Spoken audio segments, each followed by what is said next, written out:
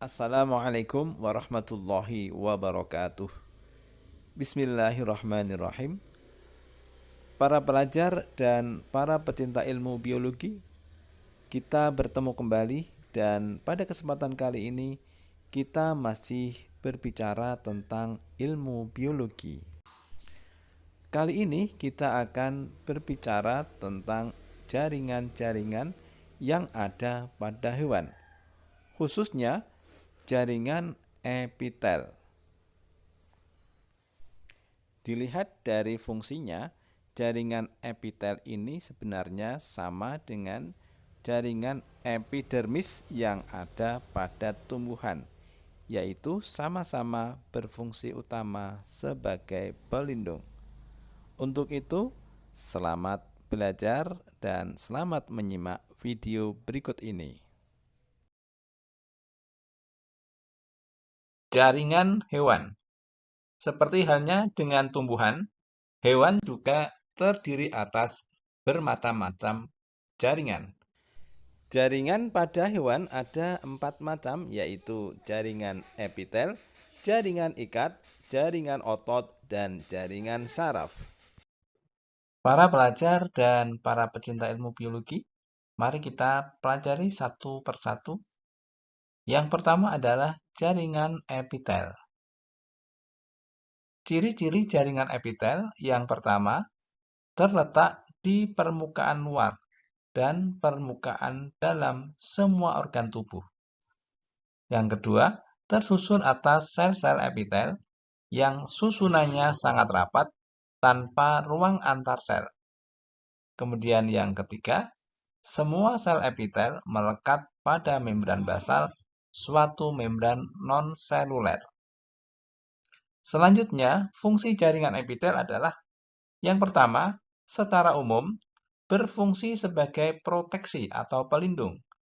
Misalnya pada kulit, jaringan epitel berfungsi melindungi jaringan di bawahnya terhadap luka, zat-zat kimia, benturan fisik, dan lain-lain. Kemudian fungsi yang kedua yaitu untuk absorpsi. Misalnya terdapat pada lapisan dalam usus halus. Kemudian yang ketiga berfungsi untuk transportasi. Misalnya pada tubulus ginjal. Yang keempat untuk ekskresi. Misalnya pada kelenjar keringat. Kemudian yang kelima untuk sekresi. Misalnya berupa lendir pada kelenjar buntu. Kemudian yang keenam untuk merespon rangsang, misalnya kuncup pengecap di lidah. Pengelompokan jaringan epitel didasarkan pada dua hal. Yang pertama adalah bentuk sel dan yang kedua adalah jumlah lapisannya. Berdasarkan bentuknya, sel epitel ada pertama epitel pipih, Di mana bentuk selnya adalah pipih. Sel epitel pipih ini memiliki nukleus yang bentuknya seperti cakram. Kemudian sel epitel yang kedua berbentuk kubus. dan yang ketiga adalah epitel batang. Epitel batang ini ada yang bersilia dan ada yang tidak bersilia. Sedangkan berdasarkan jumlah lapisannya, jaringan epitel dibagi menjadi dua, yaitu yang pertama jaringan epitel selapis, yaitu epitel yang tersusun hanya satu lapisan sel. Dan yang kedua adalah jaringan epitel berlapis banyak, yaitu jumlah lapisan dari jaringan epitel itu lebih dari satu. Selanjutnya, kita akan membahas tentang macam-macam jaringan epitel yang didasarkan pada bentuk sel epitel dan jumlah lapisannya. Yang pertama adalah jaringan epitel pipih selapis, yaitu jaringan epitel yang terdiri atas satu lapisan dan sel epitel penyusunnya berbentuk pipih. Jaringan epitel ini tersusun rapat seperti ubin.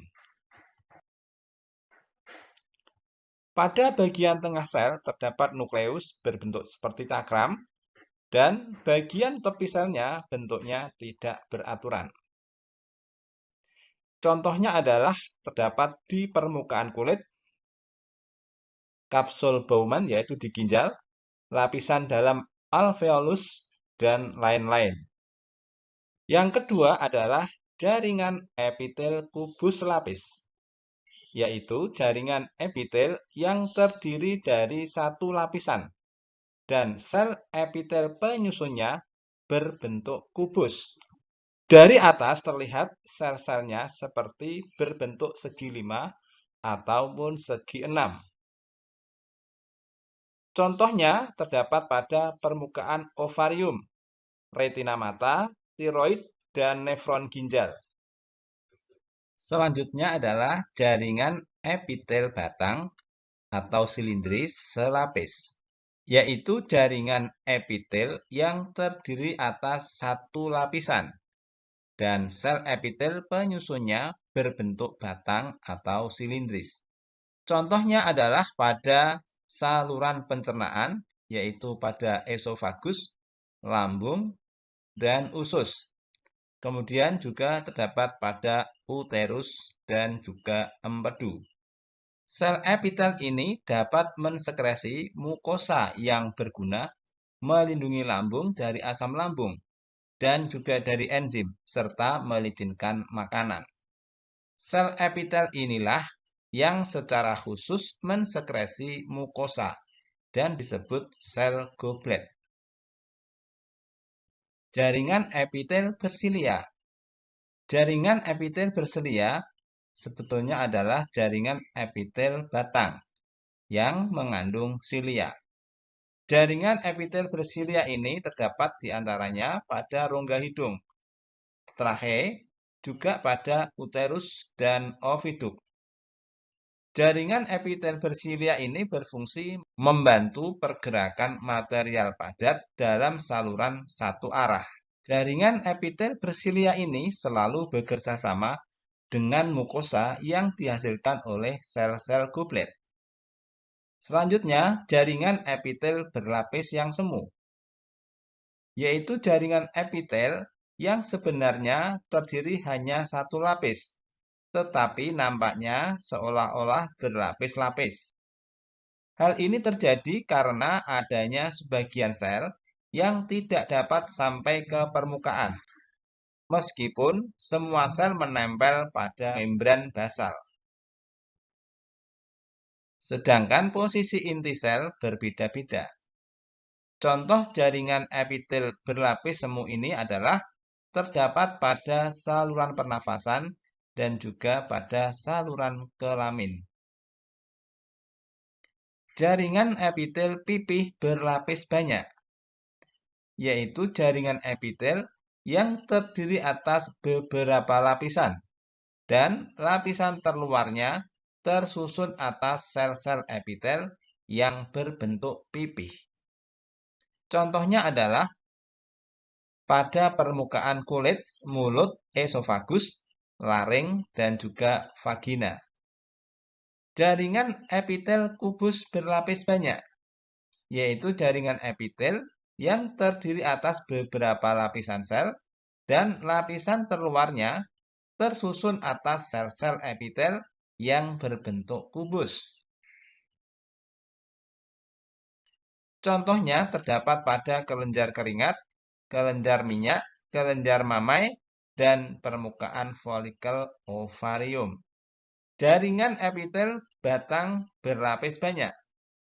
Jaringan epitel batang berlapis banyak adalah jaringan epitel yang terdiri dari beberapa lapis sel dan lapisan terluarnya tersusun atas sel-sel epitel yang berbentuk batang.